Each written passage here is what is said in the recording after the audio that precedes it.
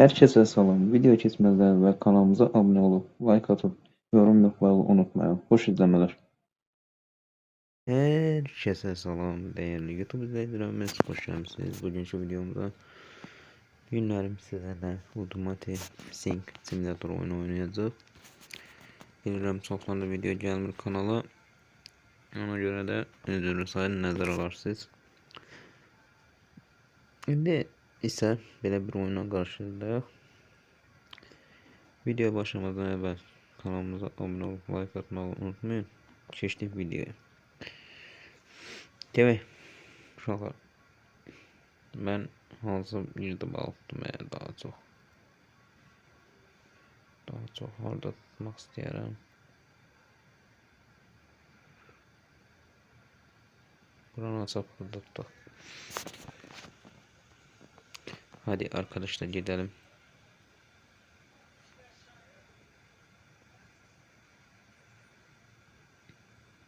Her an kaydı saklama olabilirim. Şimdi ben zaten arkadaşlar balık tutuyoruz. Balık tutuyoruz.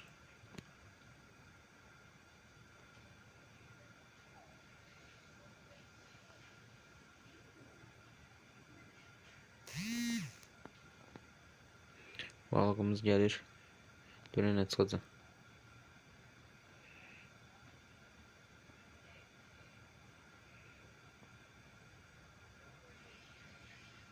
Oy. Ne çekişi balıklar. Ne çekişi oldu. Oyda 5 lira. Bir şey. Şimdi gördüğünüz gibi burada arkadaşlar başka türlü şeyler var. Mesela için bunu koşuyoruz. Mesela için bunu satıyoruz. Buradan da istediğimiz gibi satabiliriz. Gitti balığımız oturdu zebde.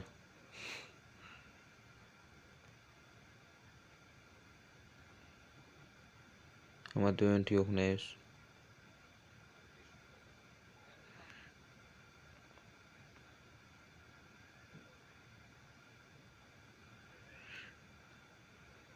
Galiba burada döntü yok. Şimdi ben bunu değişeceğim. Dur bekle. Kurt takalım. Kurda bayağı balık geliyor. Mesela ben atıram şimdi bura. Balık böyle gelecek. Bu tür videoları eğer size gelmeyen like atın. Yorumlarda bildiriniz. Biz de çekmeye devam edelim. Mesela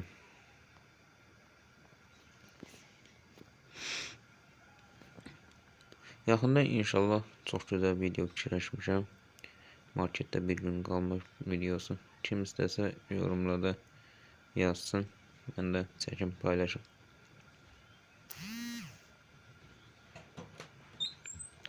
İnşallah çekim paylaşırım.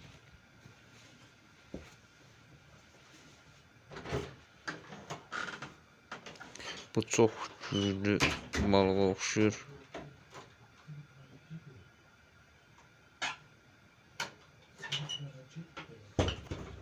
Of, 4 kilo. Çok güzel. Yani videomuz gördüğünüz gibi arkadaşlar. Videomuz buraya kadar. Buradan da camiye minip istediğimiz var. Gidebildik. Yeni videomuz beladır. Oyunumuz beladır. Şimdi biz burada her an kaydı kesebilirim. Kaydım gidebilir. Şimdi mesela ben atıram bura. Direkt buradan ne çıkacak? Bu arada video like atıp abone olmayan zahmet olmasa onu gözden geçirsin.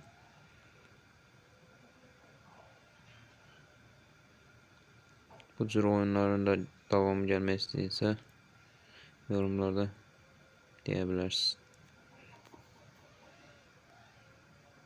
Neyse şu oyla 5 yetti. Güzel.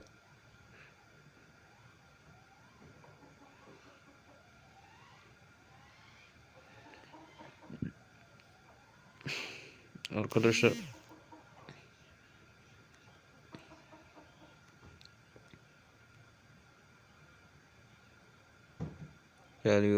geliyor hissediyorum. Baba. Geliyor balık. Buraya kadar arkadaşlar.